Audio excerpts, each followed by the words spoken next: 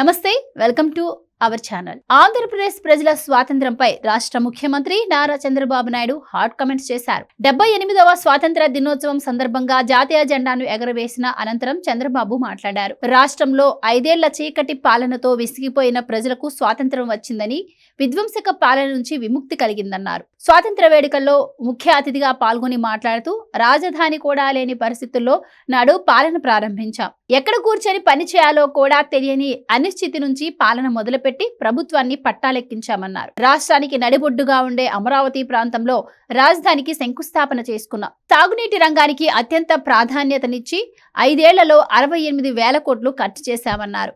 గత 5 ఏళ్లలో దెబ్బతిన్న ఆంధ్రప్రదేశ్ బ్రాండ్ను తిరిగి పొందేందుకు విప్లవాత్మక చర్యలు తీసుకుంటున్నామని, ముఖ్యమంత్రిగా బాధ్యతలు చేపట్టిన తొలి రోజే 5 కీలక అంశాలపై సంతకాలు చేసి మాట నిలబెట్టుకున్నామని ఆయన తెలిపారు. బాధ్యతలు స్వీకరించిన రోజునే 16,347 పోస్టులతో మెగా డిఎస్సి ఫైలుపై సంతకం చేసి చిత్తశుద్ధిని నిరూపించుకున్నామని, అలాగే ల్యాండ్ టైటిలింగ్ యాక్ట్తో ప్రజల ఆస్తులకు భద్రత లేకుండా చేశారని, అందుకే రెండో సంతకంతో ల్యాండ్ టైటిలింగ్ యాక్ట్ను రద్దు చేసినట్టు బాబు ప్రకటించారు.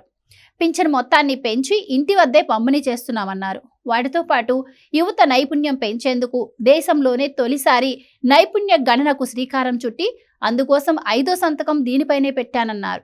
అందరి అభిప్రాయాలతో స్వర్ణాంధ్రప్రదేశ్ విజన్ 2047ను అక్టోబర్ 2న విడుదల చేయనున్నట్టు ప్రకటించారు. ప్రకృతి వ్యవసాయానికి ప్రోత్సాహం అందిస్తామని, రైతు సబ్సిడీలను త్వరలో పునరుద్ధరిస్తామని, చంద్రబాబు అన్నదాత పథకం కింద ఏడాదికి ప్రతి రైతుకు 20,000 ఆర్థిక సాయం అందిస్తామని తెలిపారు.